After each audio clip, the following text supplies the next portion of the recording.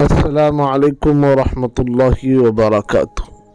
باب ما جاء فی کحل رسول اللہ صلی اللہ علیہ وسلم، حضرت پاک صلی اللہ علیہ وسلم کے سرم مبارک کے بیان میں۔ حضرت عبداللہ بن عباس رضی اللہ عنہما فرماتے ہیں کہ حضرت پاک صلی اللہ علیہ وسلم نے فرمایا، اسمت کا سرما آنکھوں میں ڈالا کرو، اس لیے کہ یہ آنکھوں کی روشنی کو بھی تیز کرتا ہے اور پلکیں بھی زیادہ اگاتا ہے۔ حضرت ابن عباس رضی اللہ عنہ یہ بھی فرماتے تھے کہ حضرت پاک صلی اللہ علیہ وسلم کے پاس ایک سرمے دانی تھی جس میں سے ہر رات دونوں آنکھوں میں 3 سلائیاں ڈالا کرتے تھے۔ حضرت جابر بن عبداللہ رضی اللہ عنہ فرماتے ہیں کہ حضرت پاک صلی اللہ علیہ وسلم نے فرمایا، سوتے وقت اس میں سرما ضرور ڈالا کرو، یہ بینائی کو تیز کرتا ہے اور پلکیں بھی خوب اگاتا ہے۔ حضرت ابن عباس رضی اللہ عنہ کی ایک روایت میں ہے، ان خیر اکحالکم الاسمد، یعنی تمہارے تمام سرموں میں سے بہترین سرما اسمد ہے۔ سرما مختلف قسم کے پتھروں مثلا سیاہ، سفید، نیلا، پیلا یا سرخی مائل سے تیار کیا جاتا ہے اور انسانی آنکھ کے لیے مفید دوائی اور باعث زینت ہے۔ سرما بھی ان چیزوں میں ایک ہے جن کو بطور زینت استعمال کیا جاتا ہے، جیسے تیل، کنگھی، مہندی اور خوشبو وغیرہ۔ نمبر 2، سرمے کے استعمال میں 3 فائدے ہیں: بدن انسانی کے لیے زینت، آنکھ کی بیماریوں کے لیے شفا، سب سے بڑھ کر اتباع سنت جو کہ مقصود اصلی ہے، اور اسی بنا پر سرما آنکھ میں ڈالنا مستحب ہے۔ سرما رات کو سوتے وقت ڈالنا زیادہ مفید ہے کیونکہ آنکھ میں زیادہ دیر تک باقی رہتا ہے اور مسامات میں سرایت بھی خوب کرتا ہے۔ سلائی کے بارے میں مختلف روایت ہے۔ دونوں آنکھوں میں 3 کی یہ طاق عدد ہے، دونوں آنکھوں میں 1 کی یہ بھی طاق عدد ہے۔ دائیں آنکھ میں 3 اور بائیں میں 2 کہ ان کا مجموعہ 5 طاق عدد بن جاتا ہے۔ بعض روایت میں خاص اس میں سرما ڈالنے کی ترغیب آئی ہے۔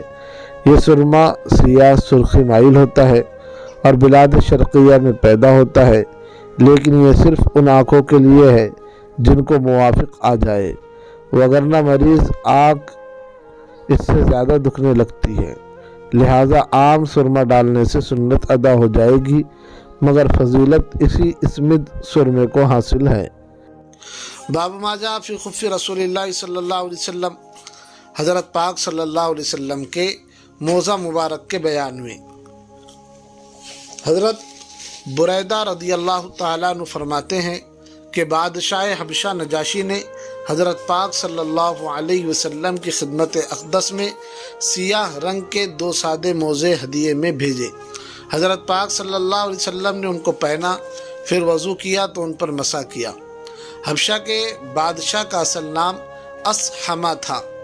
بعض محدثین کے نزدیک یہ اس وقت مسلمان ہو چکا تھا، اور بعض حضرات کی رائے یہ ہے کہ یہ اس وقت تک مسلمان نہیں ہوا تھا۔ اس بنا پر علماء نے اس حدیث سے دلیل پکڑی ہے کہ کافر کا ہدیہ قبول کرنا جائز ہے۔ البتہ چونکہ دوسری بعض روایات میں کافر کے ہدیے سے انکار بھی ہے، اس لیے اصل صورتحال یہ ہے کہ اگر کافر کے ہدیہ قبول کرنے میں دین کے نقصان کا خدشہ ہو تو قبول کرنا جائز نہیں، اور اگر دین کا نقصان نہ ہو تو قبول کرنے میں کوئی حرج کی بات نہیں۔ چمڑے کا بنا ہوا موزہ پاؤں پر پہنا جاتا ہے۔ جب وضو کر کے اس کو پہن لیا جائے تو دوبارہ وضو کی ضرورت پیش آنے کی صورت میں اس پر مسافر کے لیے 3 دن 3 رات اور مقیم کے لیے 1 دن 1 رات تک مسح کرنا جائز ہے۔ نیز ایسی جرابوں پر بھی مسح جائز ہے جو خوب موٹی ہو اور کسی چیز سے باندھے بغیر 3-4 میل ان کو پہن کر چل سکتا ہوں۔ آج کل کے باریک اونی یا سوتی جرابوں پر مسح کرنا جائز نہیں ہے، لہذا اس کا خاص خیال کیا جائے کہ باریک جرابوں پر مسح کرنے کا یہ فتنہ بھی عام ہو رہا ہے۔ موزے کے آداب میں سے ہے کہ موزہ پہننے سے پہلے جھاڑ لینا چاہیے۔ اس کی وجہ یہ ہے کہ امام طبرانی رحمۃ اللہ علیہ نے معجزات میں حضرت ابن عباس رضی اللہ عنہما سے ایک روایت بیان کی ہے کہ ایک سفر میں جنگل میں حضرت پاک صلی اللہ علیہ وسلم نے ایک موزہ پہنا اور دوسرے کے پہننے کا ارادہ فرما رہے تھے، ایک کوا آ کر دوسرا موزہ اٹھا کر لے گیا اور اوپر لے جا کر اس کو پھینک دیا۔ اس میں ایک سانپ گھسا ہوا تھا جو کہ گرنے کی چوٹ لگنے سے باہر آ گیا۔ حضرت پاک صلی اللہ علیہ وسلم نے حق تعالیٰ کا شکر ادا فرمایا کہ اس نے موذی جانور سے حفاظت فرمائی، اور موزے کے آداب میں یہ بات فرما دی کہ مسلمان کے لیے ضروری ہے کہ جب موزہ پہننے کا ارادہ کرے تو اس کو جھاڑ لے۔ بند اور لمبے جوتوں کو بھی پہننے سے پہلے جھاڑ لینا چاہیے۔ باب ما جاء فی لباس رسول اللہ صلی اللہ علیہ وسلم، باب حضرت پاک صلی اللہ علیہ وسلم کے لباس مبارک کے بیان میں۔ حضرت ام المؤمنین امی سلمہ رضی اللہ تعالیٰ عنہ فرماتی ہیں کہ حضرت پاک صلی اللہ علیہ وسلم کو سب کپڑوں میں سے کرتا زیادہ پسند تھا۔ حضرت انس رضی اللہ عنہ فرماتے ہیں کہ حضرت پاک صلی اللہ علیہ وسلم اسامہ رضی اللہ عنہ کے کندھے کا سہارا لیے ہوئے گھر سے باہر نکلے۔ اس وقت آپ کے اوپر یمنی منقش کپڑا تھا جس میں حضرت پاک صلی اللہ علیہ وسلم لپٹے ہوئے تھے۔ پس حضرت پاک صلی اللہ علیہ وسلم نے لوگوں کو نماز پڑھائی۔ حضرت ابو سعید خدری رضی اللہ عنہ فرماتے ہیں کہ جب حضرت پاک صلی اللہ علیہ وسلم کوئی نیا کپڑا پہنتے تو اظہار مسرت کے طور پر اس کا نام لیتے، یعنی عمامہ، پگڑی، قمیص یا چادر وغیرہ، اور پھر یوں دعا فرماتے، اے اللہ سب تعریفیں تیری ہی لیے ہے کیونکہ تو نے ہی مجھے کپڑا پہنایا، میں تجھ سے اس کپڑے کی بھلائی چاہتا ہوں، یعنی کپڑا خراب نہ ہو، ضائع نہ ہو، اور اس چیز کی بھلائی چاہتا ہوں جس کے لیے اس کو بنایا گیا ہے، اور میں تیری ذات ہی سے اس کپڑے کے شر سے پناہ مانگتا ہوں اور ان چیزوں کے شر سے جن کے لیے کپڑا بنایا گیا ہے، یعنی یہ کپڑا جس غرض کے لیے بنایا گیا ہے، سردی گرمی وغیرہ کے لیے، اور اس کی بھلائی یہ ہے کہ اللہ کی رضا میں استعمال ہو، اور برائی یہ ہے کہ اللہ تعالیٰ کی نافرمانی میں استعمال ہو۔ حضرت عبداللہ بن عباس رضی اللہ عنہما فرماتے ہیں کہ حضرت پاک صلی اللہ علیہ وسلم نے فرمایا، لوگوں سفید کپڑے استعمال کیا کرو، زندگی میں سفید کپڑا ہی پہننا چاہیے، اور سفید کپڑوں سے ہی اپنے مردوں کو دفن کیا کرو کیونکہ یہ تمہارے بہترین لباس میں سے ہیں۔ اور حضرت سمورہ بن جندب رضی اللہ عنہ کی روایت میں یوں ہے، سفید کپڑے پہنا کرو کیونکہ وہ ظاہری طور پر زیادہ پاک اور باطنی طور پر بھی زیادہ پاکیزہ ہیں، اور سفید کپڑوں میں ہی اپنے مردوں کو دفن کیا کرو۔ لباس یعنی ستر پوشی انسانی فطرت میں داخل ہے، جبکہ عریانی خلاف فطرت ہے۔ لباس کی 5 قسمیں ہیں۔ نمبر 1، واجب، وہ لباس ہے جس سے ستر عورت ہوں، یعنی مرد کے لیے ناف سے لے کر گھٹنوں تک، اور عورت کے لیے عورت کے سامنے ناف سے لے کر گھٹنوں تک، اور مردوں کے سامنے تمام جسم۔ واجب وہ لباس ہے جس سے ستر عورت ہو، یعنی مرد کے لیے ناف سے لے کر گھٹنوں تک، اور عورت کے لیے عورت کے سامنے ناف سے لے کر گھٹنوں تک، اور مردوں کے سامنے تمام جسم۔ حرام لباس وہ ہے جس کے پہننے کی ممانعت آئی ہو، جیسے مرد کے لیے بلا عذر ریشمی کپڑا، اور عورت اور مرد دونوں کے لیے ایسا لباس جو کہ کافروں کا شعار ہو، یعنی کفار کی پہچان ہو۔ مستحب لباس جس کے پہننے کی ترغیب آئی ہو، جیسے عید کے روز عمدہ کپڑا اور جمعہ کے روز سفید کپڑا۔ مکروہ لباس جس کے نہ پہننے کی ترغیب آئی ہو، جیسے غنی اور مالدار کے لیے ہمیشہ پھٹا پرانا کپڑا پہننا، اور بلا ضرورت کسی کے لیے بھی میلا کچیلا لباس پہننا۔ مباح لباس جو نہ ضروری ہو اور نہ اس سے منع کیا گیا ہو، جیسے کوئی بھی لباس جو کہ موقع پر میسر ہو۔ حضرت پاک صلی اللہ علیہ وسلم سے سفید رنگ، سبز رنگ، سرخ رنگ، سیاہ بالوں کی چادر، زعفران میں رنگا ہوا ایسا لباس جس پر زعفران کا اثر ختم ہو گیا ہو، یعنی منقش چادروں کا مختلف اوقات میں استعمال کرنا ثابت ہے، مگر حضرت پاک صلی اللہ علیہ وسلم کو قمیص زیادہ پسند تھی، جس کی بظاہر وجہ یہ معلوم ہوتی ہے کہ اس میں ستر عورت بھی خوب ہے اور تجمل و زینت بھی۔ حضرت پاک صلی اللہ علیہ وسلم کا معمول سادہ اور کم قیمت لباس استعمال فرمانے کا تھا، مگر بسا اوقات نہایت قیمتی لباس بھی استعمال فرمایا ہے۔ حضرت پاک صلی اللہ علیہ وسلم سے 27 یا 32 اونٹنیوں کے بدلے میں ایک جوڑا خریدنا بھی ثابت ہے، مگر یہ لباس ریشم کا نہیں تھا بلکہ عمدہ کپڑا تھا اور بناوٹ بھی اچھی تھی، مگر ایسا بہت کم ہوا ہے۔ علامہ جزیری رحمۃ اللہ علیہ فرماتے ہیں کہ کرتے کی آستین میں سنت یہ ہے کہ پہنچے تک ہو، اور چوغے وغیرہ میں سنت یہ ہے کہ پہنچے سے نیچے تک ہو، مگر انگلیوں سے تجاوز نہ ہو۔ حضرت پاک صلی اللہ علیہ وسلم سے غیر مسلموں کے ملک سے درآمد شدہ کپڑوں کا استعمال کرنا بھی ثابت ہے، اور ایسے جبے کا استعمال بھی ثابت ہے جو نہایت تنگ آستین والا تھا، حتیٰ کہ وضو کے وقت جبے سے بازو باہر نکالنے پڑتے تھے۔ کپڑا پہننے کی دعا یہ ہے: اللہم لک الحمد انت کسوتنیہ اسألک من خیرہ وخیر ما صنع لہ واعوذ بک من شرہ وشر ما صنع لہ۔ باب ما جاء فی نعل رسول اللہ صلی اللہ علیہ وسلم، حضرت پاک صلی اللہ علیہ وسلم کے جوتے مبارک کے بیان میں۔ حضرت قتادہ رضی اللہ تعالیٰ عنہ فرماتے ہیں کہ میں نے حضرت انس بن مالک رضی اللہ تعالیٰ عنہ سے پوچھا حضرت پاک صلی اللہ علیہ وسلم کے جوتے کیسے تھے؟ انہوں نے فرمایا کہ ہر جوتے میں 2 تسمے تھے۔ عبید بن جریج رحمۃ اللہ علیہ فرماتے ہیں کہ میں نے حضرت عبداللہ بن عمر رضی اللہ عنہما سے پوچھا کہ آپ نعال سبتیہ یعنی بغیر بالوں کے چمڑے کا جوتا کیوں پہنتے ہیں؟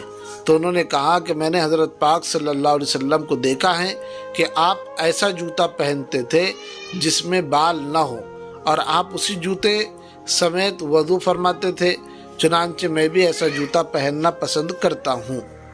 حضرت جابر رضی اللہ عنہ فرماتے ہیں کہ حضرت پاک صلی اللہ علیہ وسلم نے بائیں ہاتھ سے کھانا کھانے یا ایک ہی پاؤں میں جوتا پہن کر چلنے سے منع فرمایا ہے۔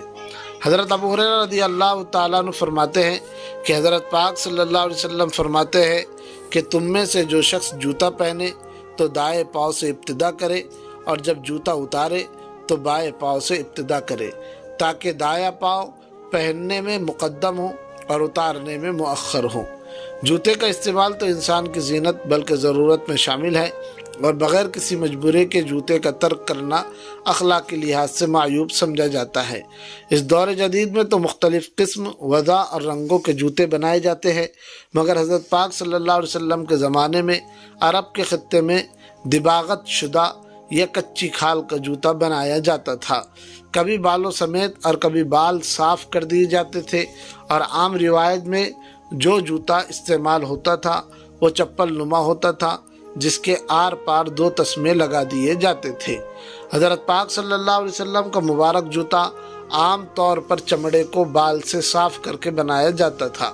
حضرت پاک صلی اللہ علیہ وسلم کا جوتا مبارک ایک بالشت 2 انگلی کے برابر ہوتا تھا۔ جوتے کی ایڑی والا حصہ 7 انگلی چوڑا، درمیانی حصہ 5 انگلی چوڑا اور اگلا حصہ 6 انگلی چوڑا ہوتا تھا۔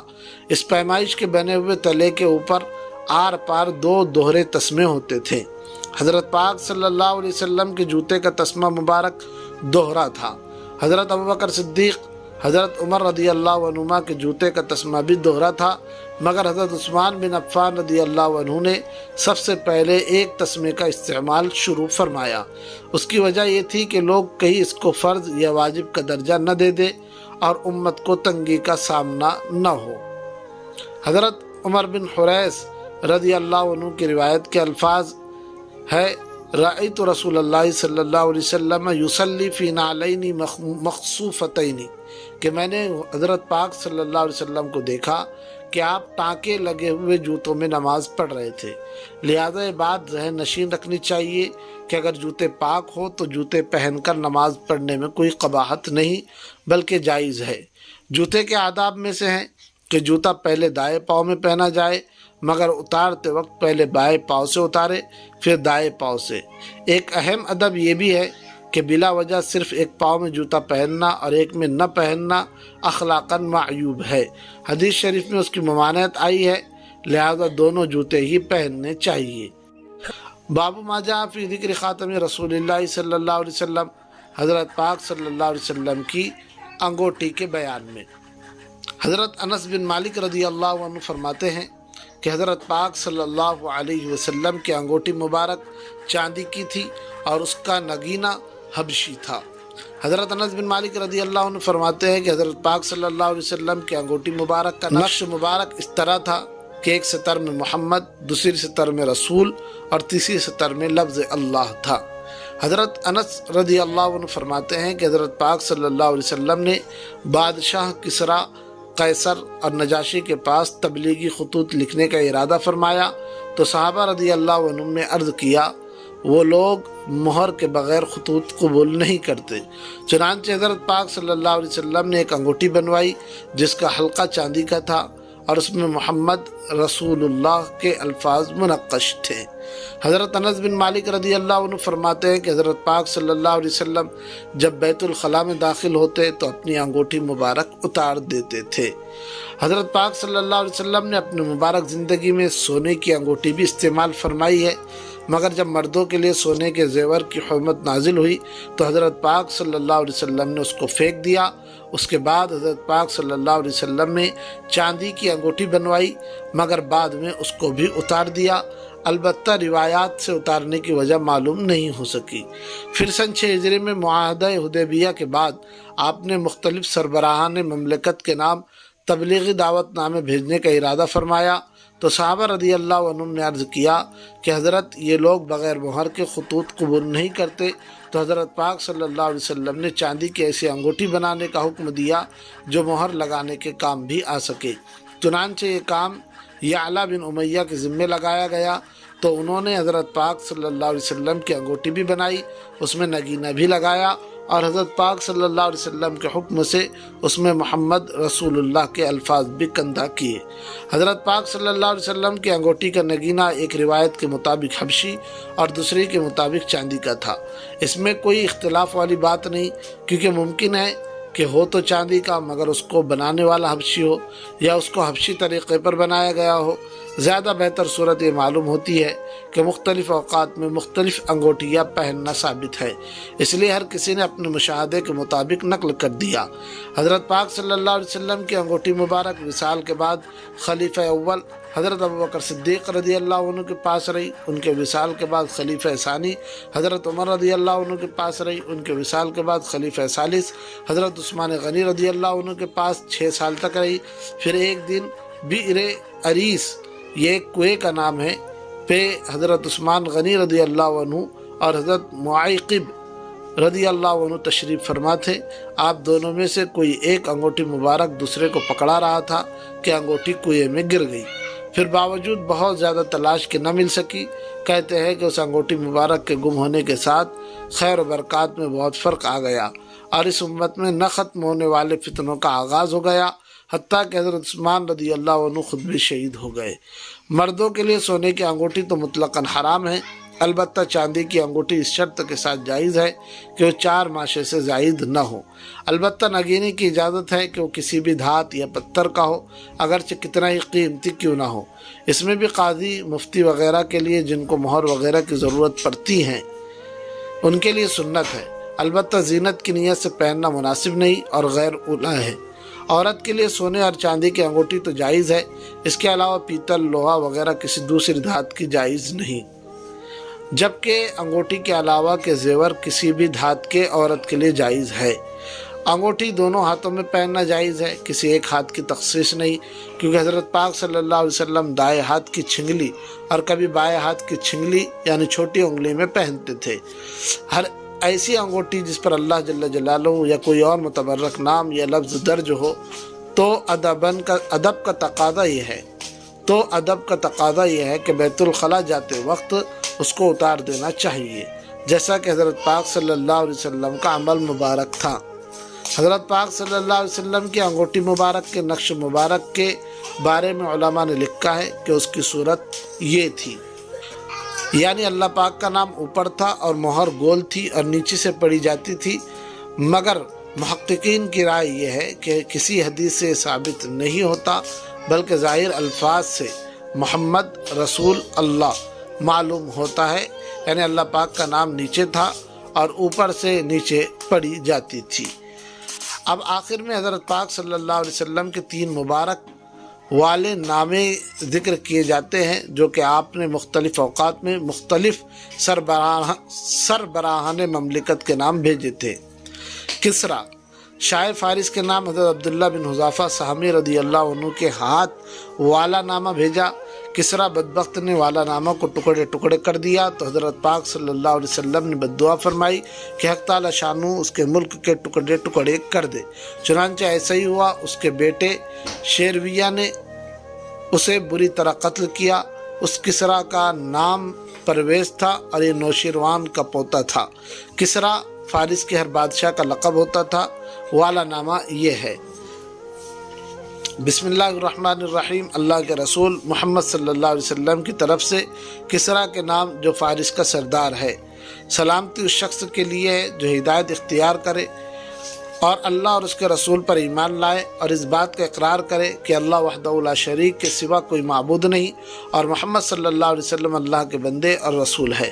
میں تجھ کو اللہ کے کلمے کی طرف دعوت دیتا ہوں اس لیے کہ میں اللہ کا وہ رسول ہوں جو تمام جہان کی طرف اس لیے بھیجا گیا ہوں کہ ان لوگوں کو ڈراؤں جن کے دل زندہ ہے، یعنی ان میں کچھ عقل ہے، تاکہ اللہ کی حجت کافروں پر پوری ہو جائے اور قیامت کے دن ان کو یہ عذر نہ ہو کہ ہم کو علم نہ تھا، تو اسلام قبول کر لے تاکہ تو خود بھی سلامت رہے، ورنہ تیرے متبعین مجوسیوں آگ پرستوں کا وبال بھی تجھ پر ہوگا کیونکہ وہ تیرے اقتدار میں گمراہ ہو رہے ہیں۔ قیصر بادشاہ روم کے نام حضرت دحیہ کلبی رضی اللہ عنہ کے ہاتھ بھیجا۔ قیصر کا نام ہرقل تھا۔ یہ شخص اسلام تو نہیں لایا مگر اس نے نامہ مبارک کی بڑی عزت و توقیر کی۔ جب حضرت پاک صلی اللہ علیہ وسلم کو اس کا علم ہوا تو آپ نے ارشاد فرمایا کہ کسریٰ نے تو ملک کے ٹکڑے ٹکڑے کر لیے مگر قیصر نے اپنے ملک کی حفاظت کر لی۔ والا نامہ یہ ہے جو اسکرین پر آپ کو نظر آ رہا ہے، اس کا ترجمہ پیش کیا جا رہا ہے۔ بسم اللہ الرحمن الرحیم، محمد صلی اللہ علیہ وسلم کی طرف سے جو اللہ کے بندے اور اس کے رسول ہے، ہرقل کی طرف جو کہ روم کا سردار ہے۔ سلامتی اس شخص کے لیے جو ہدایت اختیار کرے۔ حمد و صلات کے بعد میں تجھ کو اسلام کے کلمہ توحید کی طرف دعوت دیتا ہوں۔ تو اسلام لیا تاکہ تو سلامتی سے رہے اور حق تعالی شانو تجھ کو دوہرا اجر عطا فرمائے، اور اگر تو اعراض کرے گا تو تیرے ماتحت زراعت پیشہ لوگوں کا وبال بھی تیری گردن پر ہوگا۔ اے اہل کتاب، آؤ ایسے کلمے کی طرف جو ہمارے اور تمہارے درمیان مشترک ہے، اور وہ یہ ہے کہ ہم اللہ تعالیٰ کے علاوہ کسی کی عبادت نہ کرے، اس کے ساتھ کسی کو شریک نہ ٹھہرائے، اور ہم میں سے کوئی کسی کو رب کا درجہ نہ دے۔ اگر اس کے بعد اہل کتاب روگردانی کرے تو مسلمانوں تم ان سے کہہ دو کہ تم اس بات کے گواہ رہو کہ ہم تو مسلمان ہیں۔ نجاشی بادشاہ حبشہ کے نام حضرت عمرو بن ضمری کے ہاتھ بھیجا۔ شاہ حبشہ کا نام اصحمہ تھا، یہ مسلمان ہو گیا تھا اور حضرت پاک صلی اللہ علیہ وسلم کی زندگی میں فوت ہوا تھا۔ اس کا جنازہ بھی آپ نے ہی پڑھایا تھا۔ اس کے نام جو والا نامہ بھیجا تھا وہ یہ ہے جو اسکرین پر آپ دیکھ رہے ہیں، ترجمہ اس کا پیش کیا جا رہا ہے۔ بسم اللہ الرحمن الرحیم، اللہ کے رسول محمد صلی اللہ علیہ وسلم کی طرف سے حبشہ کے بادشاہ نجاشی کے نام، تم پر سلامتی ہو۔ میں اللہ کی تعریف تمہارے پاس پہنچاتا ہوں جس کے سوا کوئی معبود نہیں۔ وہ ایسا بادشاہ ہے جو عیوب سے پاک ہے، ہر قسم کے نقص سے کمی سے محفوظ ہے، امن دینے والا ہے، نگہبان ہے، اور میں اس بات کا اقرار کرتا ہوں کہ حضرت عیسیٰ علیہ السلام اللہ تعالیٰ کی روح اور اس کے کلمہ تھے، جسے اللہ تعالیٰ نے پاک صاف کنواری حضرت مریم کے پاس بھیجا، پس وہ حاملہ ہو گئی۔ حضرت عیسیٰ کو اللہ تعالیٰ نے اپنی خاص روح سے پیدا کیا اور اس میں جان ڈال دی۔ میں تمہیں اسی وحدہ لا شریک کی بندگی کی طرف دعوت دیتا ہوں اور اس کی اطاعت پر تعاون کی طرف بلاتا ہوں، اور اس بات کی طرف بلاتا ہوں کہ تم میرا اتباع کرو اور جو شریعت میں لایا ہوں اس پر ایمان لاؤ۔ بلا شبہ میں اللہ کا رسول ہوں اور میں اللہ کی طرف تم کو اور تمہارے لشکر کو بلاتا ہوں۔ میں نے حق بات تم تک پہنچا دی ہے اور تمہیں نصیحت بھی کر دی ہے، تم میری نصیحت قبول کرو، اور سلامتی اسی شخص پر ہے جو ہدایت کا اتباع کرے۔ بعض مشہور مسلمان شخصیات کی انگوٹھیوں پر بعض الفاظ کندہ ہونا بھی تاریخی کتب میں مذکور ہے، مگر روایات اس قدر پختہ اور صحیح نہیں ہے کہ ان پر احادیث صحیحہ کی طرح یقین کیا جا سکے، مگر انکار بھی نہیں کیا جا سکتا۔ حضرت آدم علیہ نبینا و علیہ الصلوۃ والسلام کے انگوٹھی پر لا الہ الا اللہ محمد الرسول اللہ۔ حضرت موسیٰ علیہ نبینا و علیہ الصلوۃ والسلام کے انگوٹھی پر لکل اجل کتاب۔ حضرت سلیمان علیہ نبینا و علیہ الصلوۃ والسلام کی انگوٹھی پر انا اللہ لا الہ الا انا محمد عبدی و رسولی۔ امیر المؤمنین حضرت عمر فاروق رضی اللہ عنہ کے انگوٹھی پر کفا بالموتی واعدا۔ امیر المؤمنین حضرت علی رضی اللہ عنہ کے انگوٹھی پر للہ الملک۔ حضرت حذیفہ رضی اللہ عنہ کے انگوٹھی پر الحمدللہ۔ حضرت مسروق تابعی علیہ الرحمہ کے انگوٹھی پر بسم اللہ۔ حضرت امام نخعی علیہ الرحمہ کے انگوٹھی پر الثقۃ للہ، اور حضرت امام باقر علیہ الرحمہ کے انگوٹھی پر العزت للہ کے الفاظ کندہ تھے۔ باب ما جاء فی ان النبی صلی اللہ علیہ وسلم کان یتخطم فی یمینہ۔ رسول اللہ صلی اللہ علیہ وسلم کے دائیں ہاتھ میں انگوٹھی پہننے کے بیان میں حضرت عبداللہ بن جعفر رضی اللہ عنہ فرماتے ہیں کہ حضرت پاک صلی اللہ علیہ وسلم دائیں ہاتھ میں انگوٹھی پہنا کرتے تھے۔ حضرت ابن عمر رضی اللہ عنہ فرماتے ہیں کہ حضرت پاک صلی اللہ علیہ وسلم نے چاندی کی ایک انگوٹھی بنوائی تھی، اس کا نگینہ ہتھیلی یعنی نیچے کی طرف کر دیا کرتے تھے، اور اس انگوٹھی مبارک میں آپ نے محمد رسول اللہ کندہ کروایا تھا۔ آپ نے منع فرمایا تھا کہ کوئی اور آدمی یہ الفاظ اپنے انگوٹھی میں کندہ کروائے، اور یہ وہی انگوٹھی مبارک تھی جو حضرت معیقب رضی اللہ تعالیٰ عنہ سے اس کنویں میں گر گئی تھی، جس کا نام بئر اریس تھا۔ حضرت امام باقر رحمۃ اللہ علیہ فرماتے ہیں کہ حضرت حسن اور حضرت حسین رضی اللہ عنہما انگوٹھی اپنے بائیں ہاتھ میں پہنتے تھے۔ حضرت عبداللہ بن عمر رضی اللہ عنہ فرماتے ہیں کہ حضرت پاک صلی اللہ علیہ وسلم نے سونے کی انگوٹھی بنوائی جسے آپ دائیں ہاتھ میں پہنتے تھے۔ آپ کے اتباع میں صحابہ رضی اللہ عنہ نے بھی سونے کی انگوٹھیاں بنوا لی، بس آپ نے وہ انگوٹھی پھینک دی اور فرمایا اب میں یہ کبھی نہ پہنوں گا، تو تمام صحابہ رضی اللہ عنہ نے اپنی انگوٹھیاں پھینک دی۔ حضرت پاک صلی اللہ علیہ وسلم نے سونے کی انگوٹھی پہنی، مگر یہ اس وقت تھا جب سونے کی حرمت نازل نہیں ہوئی تھی۔ سونے کی حرمت کے نازل ہونے کے بعد حضرت پاک صلی اللہ علیہ وسلم نے پھینک دی تھی، لہذا اب اس کا استعمال مردوں کے لیے جائز نہیں۔ حضرت پاک صلی اللہ علیہ وسلم سے دونوں ہاتھوں میں انگوٹھی پہننا ثابت ہے، مگر حضرت امام ترمذی علیہ الرحمہ کا رجحان دائیں ہاتھ میں پہننے کی طرف ہے، اس لیے تمام ایسی روایات ذکر کی ہے جن میں انگوٹھی کے دائیں ہاتھ میں پہننے کا ذکر ہے، سوائے حضرت حسن و حسین رضی اللہ عنہ والی موقوف روایات کے کہ کیونکہ اس میں بائیں ہاتھ میں پہننے کا تذکرہ ہے، مگر صحیحین یعنی صحیح البخاری اور صحیح مسلم کی درجہ اول کی روایات میں حضرت پاک صلی اللہ علیہ وسلم کے بائیں ہاتھ میں انگوٹھی پہننے کا ذکر موجود ہے۔ حافظ ابن حجر علیہ الرحمہ جو کہ فن حدیث کے امام ہیں فرماتے ہیں کہ مجھے احادیث کے دیکھنے سے بات معلوم ہوتی ہے کہ اگر زینت کے ارادے سے پہنے تو دایاں ہاتھ، اور اگر مہر کی نیت سے پہنے تو بایاں ہاتھ زیادہ موزوں ہیں۔ امام نووی رحمۃ اللہ علیہ نے اس بات پر اجماع نقل کیا ہے کہ انگوٹھی چھوٹی انگلی میں پہننا ہی سنت ہے۔ انگوٹھی کا نگینہ اوپر کی جانب کرنا بھی حضرت ابن عباس رضی اللہ عنہ کی روایت سے ثابت ہے، مگر اکثر روایات میں انگوٹھی کا نگینہ ہتھیلی کی طرف رکھنا ہی ثابت ہے۔ علامہ مناوی رحمۃ اللہ علیہ نے لکھا ہے کہ نگینے کا ہتھیلی کی طرف رکھنا ہی افضل ہے، کیونکہ اس میں نگینے کی حفاظت بھی ہے اور عجب و تکبر سے حفاظت بھی ہے۔ علامہ شامی رحمۃ اللہ علیہ نے لکھا ہے کہ مردوں کی انگوٹھی میں نگینہ ہتھیلی کی طرف اور عورتوں کی انگوٹھی میں نگینہ اوپر کی جانب ہونا چاہیے، کیونکہ عورتوں کا مقصد ہی زینت ہوتا ہے۔ باب ما جاء فی صفت سیف رسول اللہ صلی اللہ علیہ وسلم، حضرت پاک صلی اللہ علیہ وسلم کی تلوار مبارک کے بیان میں ہے یہ باب۔ حضرت انس رضی اللہ عنہ فرماتے ہیں کہ حضرت پاک صلی اللہ علیہ وسلم کی تلوار مبارک کے قبضے کی ٹوپی یعنی مٹھی چاندی کی تھی۔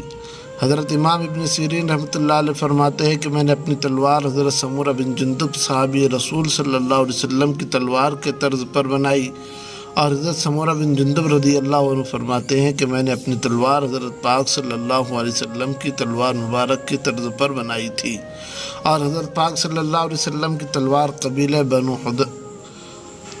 بنو حنیفہ کی طرز پر تھی۔ اسلام کے ابتدائی دور میں سب سے اہم ہتھیار تلوار، نیزہ اور تیر تھے، اور میدان جنگ میں سب سے کارآمد سواری گھوڑا تھا۔ حضرت پاک صلی اللہ علیہ وسلم کی کئی ایک تلواروں کا محدثین نے ذکر فرمایا ہے جو وقتاً فوقتاً جہاد میں کام آتی رہی، جیسے مأثور، قضیب، قلعی، حتف، رسوب، سمسامہ، لحیف اور ذوالفقار۔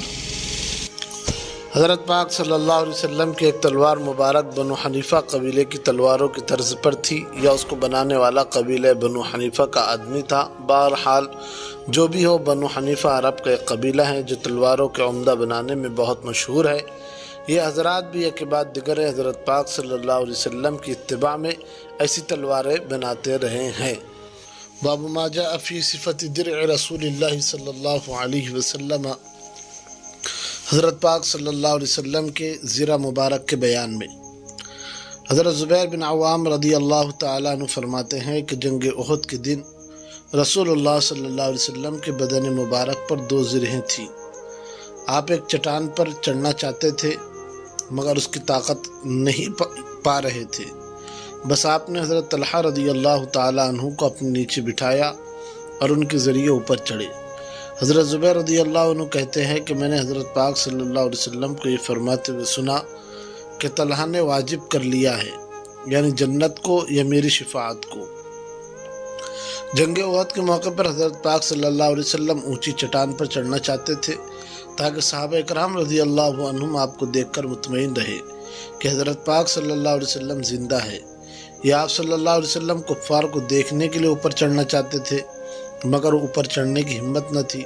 آپ زخمی تھے، سر مبارک میں زخم تھا، دندان مبارک بھی شہید ہو گئے تھے، خود کی کڑیاں بھی سر میں یا رخسار میں چبھ گئی تھی تو کمزوری بہت ہو گئی تھی۔